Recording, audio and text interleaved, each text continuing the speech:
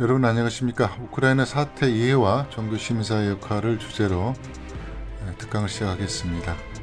일반 방송에서 늘 듣는 내용은 가급적 피하고 다른 시선으로 해석하고 정보를 분류할 수 있겠구나 하는 문제의식을 가질 수 있도록 하는 것을 중심에 두고 진행하겠습니다. 먼저 전제하고 상기할 내용부터 소개하겠습니다. 첫 번째는 예측 분석을 제외하고 출처 확인되지 않은 내용은 제외하는 걸 원칙으로 했습니다. 두 번째, 국제정세 분석의 프레임 구성은 20세기 전후부터 해당 국가가 수행해온 대외정책의 패턴을 중심에 두고 수립했다는 점을 말씀드리겠습니다. 그리고 국익보다 우선은 공공선을 대외정책으로 하는 도덕국가는 세상에 존재하지 않는다. 그리고 소수의 이익을 실현하기 위해 국민과 국가를 희생하는 대외정책은 정치체제, 경제, 체제와 무관하게 존재해왔고 앞으로도 그럴 것이다. 그리고 국제관계는 영원한 우방도 영원한 적도 없다는 점은 잘 아실 겁니다. 지난 시절 소련을 견제하기 위해 중국을 우방으로 끌어들였던 미국이 지금은 중국과 다시 대립관계에 있죠. 이런 사례들은 무수히 많습니다. 그리고 민주주의 인권, 정의와 법치, 전쟁 범죄를 판단하는 기준이 도덕률과 국제법 혹은 보편적인 여론이라고 믿는 분은 이 강의가 때로는 많이 불편할 수도 있기 때문에 듣지 않기를 권해드립니다. 이번 사태의 원인, 우크라이나의 사태의 원인, 러시아 침공의 원인은 단순합니다. 쿠바 미사일 위기의 역재현이라고 할 수 있을 것 같습니다. 역지사지의 관점에서 보면 원인 분석과 그 해결 방법도 복잡하지 않은 사안이다. 이렇게 말씀드릴 수 있겠습니다. 2월 17일자입니다. 최근 푸틴의 가장 큰 불만은 폴란드, 루마니아, 미국 미사일 기지. 기사를 좀 그대로 볼까요? 폴란드, 루마니아 들어선 미국 기지가 러시아가 우크라이나 침공을 감행할지를 결정하는 중요한 변수가 되고 있다고 미 뉴욕타임즈가 16일자를 보도했던 뉴스 내용이죠. 루마니아 기지는 2016년부터 가동되어 왔고 이미 오래전입니다. 올해 가동될 예정인 폴란드 기지는 러 국경에서 161km, 모스크바는 1288km 이렇게 떨어져 있습니다. 비슷한 상황이 된 겁니다. 지금 다시 쿠바 미사일 위기가 아니라 반대로 루마니아 미사일 위기, 폴란드 미사일 위기가 러시아 입장에서는 그렇게 반대 상황이 진행되고 있다. 이게 푸틴의 입장에서는 우크라이나 침공 감행 의지를 결정하는 중요한 변수가 될 거다. 미국 내 신문이 이미 보도를 지금 하고 있는 겁니다. 그 내용을 좀 더 보면요, 미사일 방어 기지, 우리 뭐 사드 중국과 시끄러웠던 그거 똑같은 겁니다. MD 그 체계인데요. 그러니까 러시아에서 미국을 향해서 미사일을 쏘면 러시아 코앞에서 이걸 다 방어를 해버리고요. 대신 미국은 러시아 코앞에서 토마호크 공격 미사일을 쏠 수 있다는 겁니다. 그러니까 러시아 입장에서 방어할 시간 확보 불가능한 거죠. 그래서 거리를 얼마만큼 가까이 두느냐, 방어 공격용 무기를, 이건 치명적이 되는 겁니다. 가까이 붙어있으면 방어가 불가능한 거죠. 이를테면 평택 지역에서 베이징을 향해서 미국의 미사일 기지가 날아가면 어떻게 되겠습니까? 베이징에서 방어가 쉽지 않겠죠. 이런 이치가 되는 겁니다. 다 이 복잡한 국제관계의 미사일 방어 체계라는 게요. 미국의 목표가 뭘까? 왜 미국의 목표를 먼저 말씀드린가 하면은 이미 눈치채신 분들 계시겠습니다만 이 상황이 오기까지 미국은 부단하게 노력을 했고 예측 결과가 지금 나타났다는 겁니다. 첫 번째, 러시아 방어 마지노선인 우크라이나를 활용해 러시아 군사행동을 유도한다는 겁니다. 우크라이나 국경에서 모스크바까지는 430km밖에 되지 않거든요. 당연히 제가 미국과 러시아를 비교해서 말씀드렸는데요. 아까 13개 주 등을 포함해서 러시아는 일상적으로 우크라이나가 아예 공식적으로 나토에 들어오고 우크라이나 군사기지 배치할 경우는 러시아 입장에서는 준전이 상황에 준하는 군사 배치를 다시 할 수밖에 없습니다. 엄청나게 국방비가 경제 제재 여기까지 포함되는 겁니다. 끊임없이 국시제에 일어나겠죠. 동부지역은 절대 바로 해결하려고 하지 않을 겁니다. 이번 전쟁이 어떻게 정리될지 모르겠습니다. 합의했다 하더라도 해결되지 않을 겁니다. 그것은 공식적인 우크라이나 정부의 입장이고 미국의 어떤 입장은 그런 거 선호하지 않겠죠. 자, 두 번째, 러시아 경제 제재 명분을 확보해야 됩니다. 더 제재를 해야 돼요. 그러나 미국 입장에서 독이 될지 아니면 득이 될지는 장담할 수 없습니다. 이게 지금 15년 전에 유사한 상황이면 분명히 미국한테 유리하게 작용하는데 현재 상황은 미국의 달러 경제가 이걸 과연 유리하게 끝까지 끌고 갈 힘이 있을지, 미국의 국내 물가를 일정 수준에서 누르면서 달러는 고가를 행진시킬 수 있을지, 이건 쉽게 판단할 수 없다는 겁니다. 세 번째, 무기를 지원해 전쟁을 장기전을 유도한다. 전쟁 장기전은 뭡니까? 경제적 상황이 러시아와 미국이 동일하게 싸울 수 없겠죠. 또 달리 이야기하면 러시아가 아니더라도 기축통화, 돈을 마음대로 찍어낼 수 있는, 찍어낸 다음에 전 세계인들에게 전가시켜버리면서 미국의 달러를 다시 유지시킬 수 있는 미국과 그 어떤 나라도 정상적인 전쟁을 할 수는 없습니다. 그리고 러시아 내 반푸틴 여론을, 최소한 이걸 형성하는 게 중요하죠. 그래서 푸틴 제거를 할 수 있다면 더 좋겠다는, 이건 일상적 고전적인 방법입니다. 갈라치기입니다. 일종의 갈라치기를 국내 갈라치기, 국제 갈라치기를 합니다. 국제적으로는 악마화시키고 히틀러, 국제 갈라치기입니다. 우리가 일상에 접하고 있는 언론만 쭉 열심히 보고 있으면 히틀러가 되는 거죠. 국내 러시아 내에서는 어떻게 하느냐? 논두렁 시계가 이제 등장하는 호와이오트, 이 버전이 다 등장합니다. 믿거나 말거나 사실이든 아니든 건 중요한 게 아니지. 이 지금 상황과 또 논두렁 시계, 최근에 이제 의상도 등장하잖아요. 다 고전 수법이지만 그럼 왜 하느냐? 고전 수법이 다 알지만 이게 터지는 순간 사람은 마음이 동하게 돼 있거든요. 정확히 얘기하면 뇌가 정확히 반응하게 돼 있습니다. 그렇기 때문에 쉽지가 않습니다. 그래서 공격하는 데가 무조건 유리한 상황이죠. 또 다른 목표가 있습니다. 우크라이나 내부에 친 우크라이나 세력을, 갈등을 증폭시키는 겁니다. 그러니까 영구적인 분열 유도. 우크라이나가 잘 되기를 바라는 게 미국의 일부 지금 상황을 주도하는 사람들은 아니겠죠. 우크라이나 영구 분열을 유도하면서 마치 남북 영구 분열 유도하는 것처럼 이걸 유도하는 사람들 입장에는 굉장히 성공적이죠. 왜?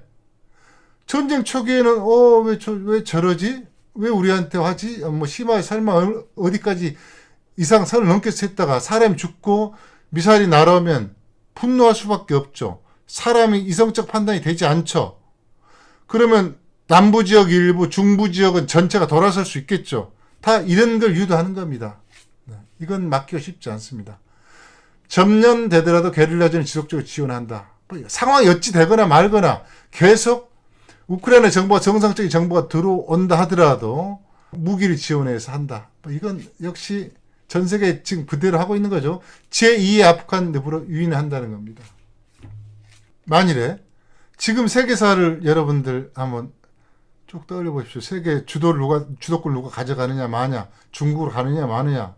그런데 영국이 인도, 파키스탄, 방글라데시를 분열시키지 않고 온전한 상태에서, 그리고 미얀마, 버마를 온전한 상태에서 갈기가 찢어놓지 않고 온전한 상태에서 물러났으면 어떻게 됐을까요? 지금 세계사가 이미 서방의 지위는 지금쯤은 이미 상실됐을 겁니다. 서방이 주도하는 지위는.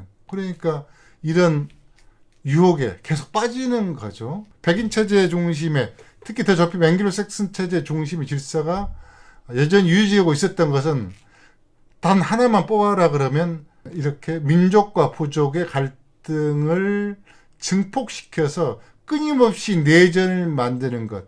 아프리카 사람들은 왜 자기가 총을 든지도 모르고 10살 때 전쟁터에 나가지 않습니까? 그러면서 고가에 지하자원을 헐값에 넘기면서 또 죽어가는 거죠. 그 지하자원을 사는 돈은 뭘 합니까? 다시 옆부족을 죽이는 총을 구입하는 거죠. 예, 이걸 누가 하고 있는 거죠? 또 다른 수면 아래 목표가 있습니다. 이미 메르켈 이야기 말씀드렸습니다만 러시아와 유럽의 경제 에너지 분야 협력 확대를 차단하는 겁니다. 그리고 이런 공포 분위기를 만들어서 줄 세우기를 다시 하는 거예요. 군비 확장을 하는 거죠. 독일이 즉각 반응했죠. 엄청나게 무기를 사겠다고 합니다. 이건 저는 좀 냄새가 납니다. 이게 무슨 짓이지? 메르켈 이후에 뭔가가 움직이지 않았는가 저는 좀 그렇게 보는데요. 이렇게 즉각적이고 이런 엄청난 규모로 국방 예산이 늘어난 것은 쉽게 이해하기 어렵거든요. 국방 예산이 유럽에서 늘어나는 건 뭘까요? 똑같은 이야기입니다. 러시아도 그만 국방 예산을 증대시켜야 되거든요. 왜냐하면 위협을 받기 때문에요. 그 미국은 자국 비용을 지출하지 않고 흔들려가는 자국 경제 1위 지위를 최대한 방어하면서 잠재적 위협 대상이 되는 유럽과 러시아의 경쟁 관계를 부추기는 거죠. 그럼 둘 다 정상적인 경제 시스템에 재원을 투여하지 않고 군사비 지출하기 때문에 어떻게 되겠어요? 당연히 더 발목을 잡히게 되는 거죠. 미국의 1위 유지 가능성 그만큼 좀 길어지는 거죠. 두 번째, 주적인 중국을 제거하기 전에 푸틴을 먼저 제거 또는 약화시켜 유리한 전략 관계에 선점하려고 하는 측면도 있을 수 있다. 각계급파하는 거죠. 자, 왜 지금 침공인가? 왜 지금 침공인가? 근데 이게 참 뭐랄까요? 우둔한 질문일 수 있는 게요.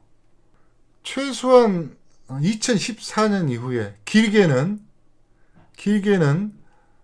나토 가입에 대한 논의가 있기 시작할 때부터 이미 러시아는 엄청난 군사적 압박을 받았죠. 그 다음 사실상 이미 우크라이나는 나토의 가입 상태입니다. 가입 상태를 떠나서 우크라이나 내부의 CIA의 최고 수장, 그 다음에 군 특수부대, 군 전술 부대들이 들어와서 직접 작전에 관여하고 군을 양성하고 이런 관계란 말이에요. 그러니까 이 과정이 1년, 2년 전이 아니고 7년 이상 쭉 유지되어 온 거죠. 그래서 앞에 언론의 상황에서 미국에서 여러 가지 경고했던 전문가들이 지금 이 전제에서 이야기를 들으셔야 된다는 겁니다. 이걸 최근 상황만 갖고 이야기하시면 위험한 거죠. 침공일은 2월 24일이었습니다. 한국일보 2월 17일자입니다. 21년 12월 15일 러시아 미국 간 안전보장 조약, 그러니까 국제적인 합의사항이죠. 안전보장 해랍니다. 한마디로. 군사적인 침략하지 않는다는 안전보장 해라. 이거 이행해 주기를 바란다. 올해 1월 26일 미국과 나토는 사실상 핵심 사항에 대해 거부를 합니다. 그럴 수 없다. 2월 15일 러시아가 다시 2월 14일 2월 15일 보십시오. 다시 이야기합니다. 재차 요청합니다. 그리고 이 즈음 기억나실 거예요. 러시아가 우크라이나 침략한다 계속 이야기하죠. 미국 대통령이. 침략을 못하게, 침략을 하긴 하는데 침략을 제때 못하게 하는 거죠. 결과적으로. 언제 못하게? 군사작전이 들어왔을 때 나중에 땅이 녹아서 대단히 곤란한 상황에 이르게 하는 겁니다. 그러니까 결국 푸틴이 이거 말려든 거죠. 침공을 할 거였다면 러시아 입장에서는 원래 예정했던 시기를 놓쳐서는 안 되는데 결국 조 바이든한테 날짜까지 패를 말려가는 상황에 이르게 됩니다. 그러니까 마지막까지 계속 푸틴은 욕을 하는 거죠. 안전보장 하면 우리는 다른 거 하지 않겠다. 근데 미국은 뻔히 알고 있으면서도 군사 이동시키는 거 알고 있으면서도 침공할 거다 하면서 핵심상을 거부해버리죠. 그동안 과거에 있었던 쭉 이야기를 하고 있는 겁니다. 무슨 일이 벌어지고 있었던가. 그건 눈으로 보시고 넘어가겠습니다. 자, 이제 왜 침공했는가, 러시아가. 왜 지금 침공했는가. 저는 전체로 봤을 때 전면제를 감행하면 우크라이나가 협상에 적극적으로 임할 거라고 예상했던 것 같아요. 그 작전을 보면 그런 느낌이 납니다. 주저주저 했던 거, 들어가면서도 이상하게 들어가는 거. 그래서 3일 정도 끌면 사방도 설마 전면전 할 건가? 예상하지 못했을 거다라고 전면전하면 끝날 것 같다라고 생각을 했던 것 같아요. 근데 이건 미국의 전략을 오판한 거다. 저는 미국은 늪으로 끌어들이기 위한 작전이었는데 이미 군사적으로 완벽한 세팅을 해놓은 상태에서 들어오면 방어할 수 있는 세팅을 해놓은 상태인데 이건 러시아가 오판을 했고 또 러시아가 특히 첫 버전에서 뭔가 좀 많이 미흡한 점이 있었지 않는가 좀 보여집니다. 더 미군의 방어 시스템이 강화되고 공격형 무기가 배치가 되면 그때는 이것저것 아무 손쓸 수가 없다라는 판단. 미국 계속 그래왔겠죠 그동안. 군사정보 시스템 고도화 앞서 말씀드린 그 겹친 얘기입니다. 흑해 내에서 크림반도 러시아군을 무력화시킬 수 있는 움직임이 증가하는 그 뭐 군사적인 전문 이해가 없는 분은 잘 이게 무슨 얘기인지 금방 파악이 안 되시겠지만 강력한 무기를 발사하는 주로 발사체들은 전함, 해군에 많이 보유하고 있습니다. 이라크전 한번 생각을 해보십시오. 주로 토마호크는 어디서 발사했어요? 위치를 이동해서 접근하는 측면도 있지만 초대형, 파괴력이 엄청난 그 무기 체계는 해군에서 많이 가동하고 있거든요. 그런데 만일에 크림반도 쪽, 흑해에서 이걸 한쪽 면이 전면적으로 수행을 못하는 상황이 되면 러시아 입장에서는 군사작전을 펼칠 수 있는 게 매우 제약될 수밖에 없겠죠. 자, 다섯 번째. 미국 대외 정책 주력국 이동 축입니다. 이건 뭐 초기에 뭐 언론에 많은 분들이 이야기했던 일반적인 내용입니다. 그 미국이 대러시아 유럽의 초기에 축이 있었고 그 다음에 뭐 중동 아프간에 이동을 했고 중국으로 이동했는데 이 공백을 노려서 러시아가 쳤다. 뭐 이것도 일리가 있습니다만 이것은 글쎄요. 이것은 러시아 입장에서 볼 때 지나치게 이성적 분석이지 않을까 싶습니다. 뭐 그럼에도 불구하고 충분히 뭐 이야기할 수 있겠다 싶습니다. 여섯 번째, 러시아 에너지 수출 막기 위한 미국의 방위 공작 지속. 그래서 자꾸 지금 어렵게 해요. 서방 언론에 잘 많이 안 나오지만 미국이 러시아가 유럽에 그 에너지 수출을 하지 못하라고 해서 송유관을 넣으려고 그러면 이걸 막는 방해 공작을 하고 그 나라에 압박을 가하고 때로는 또 그 당근을 주고 뭐 지원하겠다 이렇게 해서 이렇게 하면 저렇게 막고 저렇게 하면 또 이 나라 이걸 막고 뭐 이런 일들을 수탁해 왔습니다. 그래서 이게 또 지속되기 전에 뭔가 카드를 던져야 한다 뭐 이런 거 또 작동했을 수 있겠다 싶고요. 자 그리고 이건 좀 더 뭐 심도 있는 내용일 수 있습니다만은 그 러시아 경제에서 에너지 수출 비중이 최소한 30%에서 많게는 50%까지 차지하거든요. 그러니까 이 에너지를 자원화할 수 있는, 쓸 수 있는 시기에 러시아가 현재보다 더 안정된 경제적 위상 사회 시스템을 갖추지 못하면 그 다음에는 도약할 기회를 상실할 수 있다는 겁니다. 문제는 지금 기후위기로 인해서 국제적으로 특히 유럽이 재생에너지로 빠르게 전환 중이거든요. 어떻게 언제까지 재생에너지 전환해야 1차로 2030년까지 거의 재생에너지로 이행하는 상황에 가야 돼요. 국제적인 흐름상 이 이야기는 결국 향후 10년 이내에 러시아가 현재 수출 비중이 높은 에너지원을 매기기 위해서 내부를 공고히 하고 대외적인 어떤 경제 시스템도 좀 더 강화시킬 수 있어야 되는데 그러기 위해서는 지금 상황을 그대로 유지하면서 추세적 상황에서 다시 이 상황을 맞이하기는 쉽지 않을 거다. 그래서 지금의 지형 구조 자체를 러시아에게 유리하게 가져가야 될 필요가 있다는 판단을 했을 수도 있겠다라는 생각이 듭니다. 그럼에도 불구하고 전쟁을 수행하는 것은 어떤 이유로도 저는 용납될 수 없다고 봅니다. 푸틴의 저는 이제 패착이라고 보는데요. 이런 여러 가지 초조한 상황들, 뭐, 충분히 그런 점에서는 또 이해 못할 바는 아니죠. 당하는 입장에서는요. 그런데 미국이 더 초조할 수 있다는 생각을 저는 했었어야 된다고 봅니다. 물론 러시아도 힘들죠. 전문가들이 다 이야기하지 않습니까? 2027년도 늦어도 최근 그 몇 달 사이에 나온 이야기들은 늦어도 2030년까지는 국제기구도 그렇게 전망하지만 중국이 세계 무역 규모 1위로 올라설 거다 이렇게 이야기를 하고요. 또 15년 후에는 인도가 2위로 올라설 거다. 무슨 이야기죠? 둘 다한테 밀린다는 겁니다. 둘 다한테 밀린다는 얘기 달리 이야기하면 중국, 인도 플러스 인도네시아 알파가 되면요. 세계 중심축은 비교할 대상이 없을 때 압도적으로 남아시아에서 동아시아 벨트가 세계 경제 중심, 뭐 모든 거의 중심축이 이동한다는 게 되겠죠. 그리 되면 미일 체제도 유지되기 어렵다고 봐야 됩니다. 이제 구체적인 징후는요. 각국 중앙은행 달러 표시 자산이 꾸준히 줄어들고 있죠. 벌써 제 기억이 정확한지 모르겠지만 한 25년 정도 됐고 최근 5년 사이에 더 가장 지난 시점에서 가장 급격하게 지금 자산이 비중이 줄었고요. 그러니까 달러 자산이라는 겁니다. 금 보이는 반면에 증가하고 있습니다. 이게 꼭 동일한 그대로 반대 나타나지는 않지만 어쨌든 이 흐름이 구조화되고 있다는 양상이 대체적으로 전망하는 전문가들이 늘어나고 있습니다. 그 다음에 무역거래에서 달러 사용 축소 기피 흐름도 나타나고 있어요. 그런데 이번 우크라이나 상황이 이게 어떤 변수로 작용할지 흐름이 좀 완화될 가능성이 일시적으로이지만 완화될 가능성이 늦춰질 가능성이 있다 좀 보여지고요. 그 다음에 주목할 점은 사우디아라비아가 중국에 수출하는 원유를 유한화로 결제할 수 있다는 발언을 했거든요. 이것은 엄청난 폭탄 선언에 해당됩니다. 지금의 달러가 기축통화로 유지되고 억지로 버틸 수 있었던 건 사실 원유를 달러로 결제한다는 조건에서 뭐 중동과 이른바 뒷거래를 했던 그런 게 배경이 됐단 말입니다.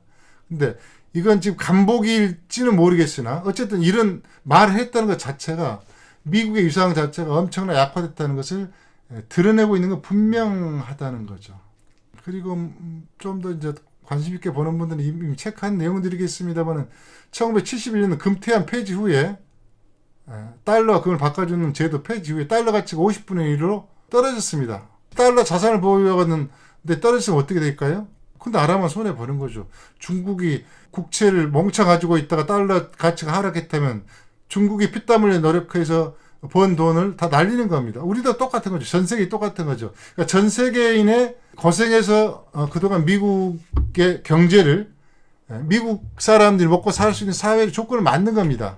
그런데 달러 지위가 붕괴된다는 것은 어떤 면에서 세계인들이 정상적인 화폐 소비를 할 수 있는 무역 거래를 할 수 있는 뭐 이런 게 유지되는 세상이 더 가까워진다는 또 긍정적인 측면이 될 수도 있습니다. 본 내용이 아니기 때문에 이건 이 정도로 하고 이어가겠습니다. 이상한 군사작전이라고 했는데요. 앞서 말씀드렸듯이 성격을 명확하게 해야 됩니다. 이것은 러시아와 우크라이나 전쟁이 아닙니다. 7년 이상 고도를 훈련받았던 미국, 유럽과 다국적 민간 특수부대, 우크라이나 정규군이 다 포함된 연합군과의 러시아 전쟁입니다. 전면전 양상을 갖추고 신경 초기 협상할 것이라 임했다 말씀드렸죠. 전면전을 하는데 병력 규모가 10만 명 선에 불과해요. 이건 거의 황당한 이야기죠. 우크라이나가 얼마나 큽니까? 예, 우리 대한민국의 한 6배 정도 될 겁니다. 근데 10만 명 선 불과한 걸로 들어가요. 미국이 이라크 침공 당시에 연합군이 당시에 30만 9천 명 정도로 이렇게 알려져 있거든요. 말이 안 되는 거죠. 전면전을 많이 염두한 작전이라면 미국이 이라크 초토화 작전, 물론 두 번 있었습니다. 걸프전에도 91년, 2003년 이른바 이라크 침공이라는 2003년. 당연히 이렇게 해야 되겠죠. 상식적으로. 더군다나 그런 전력을 갖고 있고요. 병력 지입 전에 최소 10일, 길게는 91년부터 35일 동안 방공 정보 지휘 지원 도심 일부까지는 초토화시켜버렸죠. 러시아 입장에는 당연히 나토와 연계되는 시설, 특히 서부 지역에 있었던 비행기를 소개할 수 있다거나 해외 병력을 끌어들어온 그것점 지역들, 뭐 이후에 한 군데 정도 파괴를 했었습니다. 이걸 순항미사일 등등으로 초토화를 시켰겠죠? 뭐 전혀 없었습니다. 이런 식의 폭격을 짧게는 10일, 앞서 말씀드렸듯이 또 35일까지 진행했다고 했는데요. 당연히 미국 입장에서는 지상군 피해가 커지면 국내 반전 여론 등 여러 가지 문제가 있기 때문에 이런 작전을 펼쳤겠죠. 군사적으로는 상식적인 작전이라고 할 수 있을 겁니다.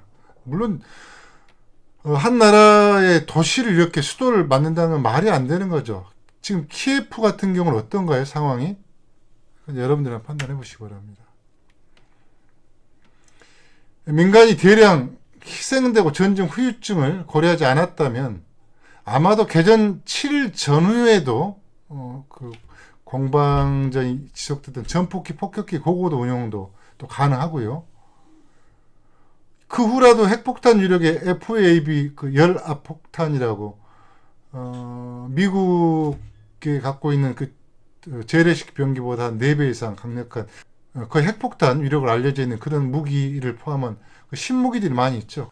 왜 러시아는 이런 이해할 수 없는 군사작전을 펼쳤을까? 이것은 글쎄요. 따로 설명드리지는 않겠습니다. 연합뉴스 2018년도 기사입니다. 미 테러와 전쟁 50만 명 사망. 절반 민간인. 미국 외국기관이 아닙니다. 미국 국내 국제문제연구소. 미국이 테러와 전쟁 사망 직후 선언한 직후 50만 명 전후가 사망했다. 이런 내용입니다. 여기에는 사회기반 시설, 질병 등등으로 필요한 통계는 아예 제외했습니다. 실제 전쟁이 일어나면 직접 죽는 숫자보다 최소 2배, 3배 이렇게 많다는 건 여러분도 잘 아실 겁니다. 이런 거에 대해서 다들 침묵을 하죠. 미국 존스 홉킨스에 대해서 발간한 그 의학저널의 보고입니다. 2003년 미군 침공 이후 약 40개월 동안 직간접 피해로 65만 5천 명이 더 사망했다라는 그런 주장도 있습니다.